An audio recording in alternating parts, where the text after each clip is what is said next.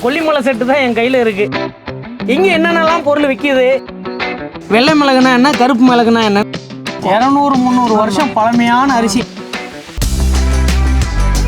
பாரம்பரியமான கடுகு சின்னதா பெருசா? கொல்லிமலையில என்னென்ன பொருள்லாம் விளையுதுங்கம்மா? மிளகு, சோம்பு, கடுகு, வெந்தயம், ஏலக்காய், மஞ்சள், புளி, கிராம்பு, பட்டை, இது எல்லாமே விளையும். இதுதான் கொல்லிமலையில ஒரு செட்டுன்னு சொல்றது. மிளகு 1/2 கிலோ இருக்கும், சீரகம் 1/2 கிலோ இருக்கும், சோம்பு 1/2 கிலோ இருக்கும், வெந்தயம் 1/2 கிலோ இருக்கும், கடுகு 1/2 கிலோ இருக்கும். 2.5 கிலோ வெயிட்.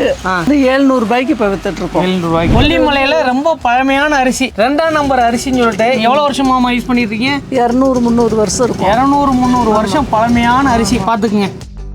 அது கருப்பு கவுனி, இது சிவப்பு கவுனி, குதிரைவாளி. வெள்ளை மிளகுனா என்ன, கருப்பு மிளகுனா என்னன்னு தெளிவா சொல்லுங்களேன். இந்த மிளகு வெள்ளை மிளகு ரொம்ப காரமா இருக்கும். ஏன்னா இது நல்ல பழமாயி நல்ல முத்தன பழம். இது அதுவும் விளைஞ்சதுதான், ஆனா இருந்தாலும் இது கொஞ்சம் காரம் தூக்கலா இருக்கும். ஸ்ட்ராங்கா இருக்கும்.